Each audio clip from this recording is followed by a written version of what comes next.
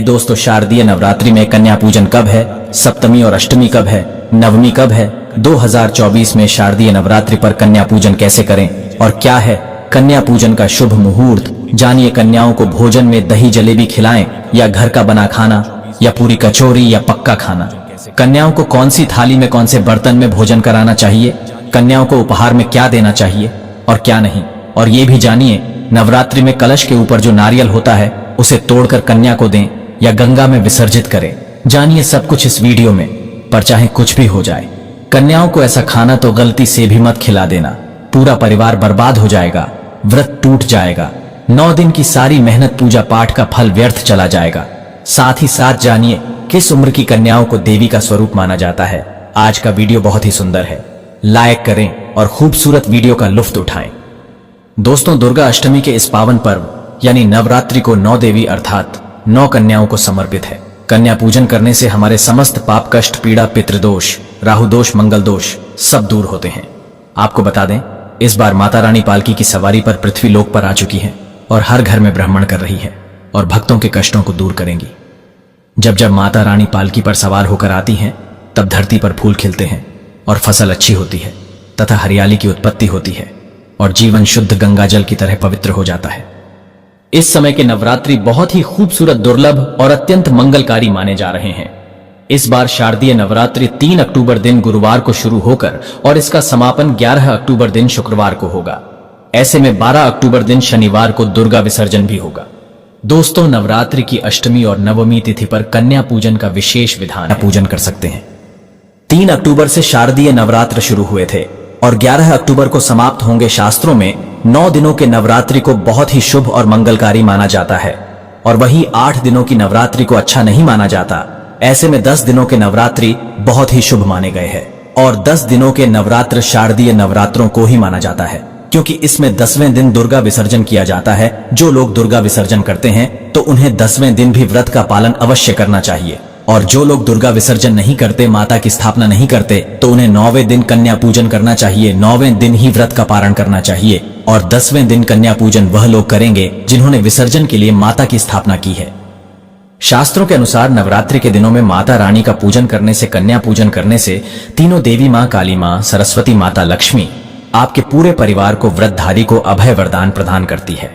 श्रीधर की तरह सच्चे हृदय कोमल वाले व्यक्ति के सभी कष्टों का निवारण मां शीघ्र ही करती है। माता शेरावाली की पूजा करने से, उपासना से विनम्रता का विकास होता है।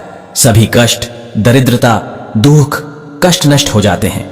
नवरात्रि में माता रानी का व्रत और पूजन किया जाता है, लेकिन नवरात्रि के दौरान सबसे ज्यादा महत्व होता है कन्या पूजन का, कन्या रानी का। कन्या हर घर में होती है, कन्या देवी है, कन्या मां है। कन्या संसार को चलने वाली, प्रकृति की सबसे अनमोल कहे जाने वाली विशेष देवी होती है। 9 देवियों का इनमें वास होता है। खासकर माता काली, माता सरस्वती, माता लक्ष्मी का स्थायी निवास होता है। इन्हें सताना नहीं चाहिए, इनकी सच्चे प्रेम भाव से पूजा, आराधना और इनकी सेवा करनी चाहिए। इनको खुश रखना चाहिए। इसीलिए शास्त्रों में कन्या पूजन का विधान है। दोस्तों, माना जाता है व्रत और उपासना से माता रानी इतना प्रसन्न नहीं होती है जितना कि कन्या पूजन से होती है। नवरात्रि में छोटी छोटी कन्याओं को माता रानी का स्वरूप माना जाता है। कन्याओं को भोग लगाया जाता है, उन्हें प्रसन्न किया जाता है और बदले में आशीर्वाद मांगा जाता है। कन्याओं को प्रसन्न करने के लिए गिफ्ट आदि, उपहार वगैरह दिए जाते हैं। माना जाता है अगर कन्या को कोई भेंट दी जाए और वो उसे खुशी खुशी स्वीकार कर ले तो इसका मतलब है माता रानी अर्थात माता वैष्णो ने वो भेंट स्वीकार कर ली। जिन पर कन्याएं प्रसन्न होती हैं तो समझो उन्हें माता रानी का आशीर्वाद मिल गया और माता रानी की कृपा से उन्हें मुंह मांगा वरदान प्राप्त होता है कि नवरात्रि में 2 साल से लेकर 9 साल तक की कन्या का पूजन होना चाहिए। अष्टमी अथवा नवमी को कन्याओं के पैर धोकर भोजन कराना, उपहार आदि देना श्रेष्ठ माना जाता है। दोस्तों, कैसे करें कन्याओं का स्वागत? कन्या जब आपके घर आए तब सभी के पैरों को दूध और पानी से उनके पैरों को धुलाना चाहिए। यदि यह कार्य कोई पुरुष करे तो अति श्रेष्ठ है। पुरुषों को यदि अपने पाप कम करना है तो कन्याओं के चरण अवश्य धुलाना चाहिए। फिर उसके बाद कन्याओं को किसी साफ जगह पर जमीन पर कपड़ा बिछाकर बैठाना चाहिए। कपड़ा गंदा नहीं होना चाहिए। अक्सर लोग गंदा कपड़ा ही बिछा देते हैं, इससे आपका व्रत टूट सकता है। उनके माथे पर अक्षत, फूल और कुमकुम लगाना चाहिए। फिर उसके बाद भोजन ग्रहण करवाना चाहिए। लेकिन हमेशा याद रहे, कन्याओं की थाली में 3 पूरियां कभी ना रखें, इसे शुभ नहीं माना जाता। 3 पूरियां तथा 3 रोटियां मरने वाले व्यक्ति के लिए निकाली जाती हैं और जेल में कैदियों के लिए दी जाती है। ऐसे में कन्याओं को उनकी थाली में 3 पूरी कभी ना दें, लेकिन 1-2 करके पूरियां दे सकते हैं। इससे 3 संख्या बढ़ जाती है। दोस्तों, कन्याओं को खाना खिलाने के बाद अंत में कन्याओं के सर पर लाल चुनरी उड़ाना चाहिए और भोजन में आपको खीर, पूड़ी, हलवा, चना तथा आलू की सब्जी, छोले वगैरह की सब्जी खिलाना चाहिए। पनीर आदि भी खिलाया जा सकता है, लेकिन भूल से भी लहसुन और प्याज का इस्तेमाल कभी ना करें, अन्यथा अनर्थ हो जाएगा। क्योंकि हमने शुरू में ही बताया है कि कन्याओं में माता लक्ष्मी, माता सरस्वती और माता काली का स्थान होता है। इसीलिए लहसुन प्याज उनकी थाली में ना परोसे, क्योंकि इस दिन माता जागृत अवस्था में होती है। अक्सर कई लोग कभी कभी ज्यादा ओवर स्मार्ट हो जाते हैं। वे कन्याओं को कुरकुरे का पैकेट, चिप्स वगैरह का पैकेट खिलाते हैं, जो कि घोर अनर्थ माना जाता है, क्योंकि इसमें लहसुन प्याज का इस्तेमाल होता है, जिसके कारण आपका व्रत खंडित हो सकता है। मां दुर्गा क्रोधित हो सकती है। जहां आपने 9 दिनों तक लहसुन प्याज का परहेज किया, लेकिन अंत में आपकी एक गलती पूरे व्रत को खंडित कर सकती है। कन्याओं को डब्बाबंद कोई भी ऐसी चीजें ना खिलाएं जिसमें लहसुन प्याज होता है। मार्केट में कई चीजें तो ऐसी होती हैं जिसके अंदर लहसुन प्याज का इस्तेमाल होता है। ऐसा आप कभी मत करना। दोस्तों, कई लोग कन्या पूजन में खाना घर पर नहीं बनाते और मार्केट से रेडीमेड लाकर ही खिलाते हैं तथा दही जलेबी खिलाते हैं, जो कि शुभ नहीं माना जाता। भले ही आप दही जलेबी खिला सकते हैं, परंतु माता को घर का बना हुआ शुद्ध भोजन ही अति प्रिय है। खासकर नवरात्रों के दौरान घर में पक्का खाना अवश्य बनाना चाहिए। माता रानी बहुत प्रसन्न होती है। घर का बना पक्का खाना ही कन्याओं को खिलाना चाहिए। हमेशा याद रखें, कन्याओं को प्लास्टिक के बने दोने में खाना नहीं खिलाना चाहिए। ऐसे बर्तन पूजा पाठ के लिए शुद्ध नहीं, अशुभ होते हैं। कन्याओं को हमेशा स्टील के बर्तन या पत्तों से बने बर्तनों में ही भोजन कराना चाहिए। मार्केट में पत्ते भी मिलते हैं। पत्तों की बनी जो थाल होती हैं, थालियां होती हैं, बहुत सस्ती मिलती है। 5 रुपए 10 रुपए में एक पीस बड़ी आसानी से मिलते हैं, बहुत ही शुभ माने जाते हैं। पत्तों के बर्तन जो प्लास्टिक के बर्तन होते हैं उससे तो सस्ते मिलते हैं। पत्तों के बर्तन और शुभ और मंगलकारी भी माने जाते हैं। देवता इसी में भोजन ग्रहण करते हैं। दोस्तों, भोजन कराने के बाद कन्याओं की थाली में एक लौंग जरूर रखना चाहिए, क्योंकि लौंग देवी शक्ति तथा दुर्गा मां को बहुत प्रिय है। लौंग माता शक्ति का प्रतीक होती है। लौंग में नव दुर्गा का वास होता है। इन 9 दिनों में माता रानी को लौंग का भोग ही लगाया जाता है। इसीलिए कन्याओं को थाली में चुपचाप एक लौंग जरूर रख दें, आपका भाग्य चमक जाएगा। माता लक्ष्मी आपके जीवन में धन की कोई भी कमी नहीं होने देगी। आपको बता दें, कन्याओं को उपहार में क्या दें।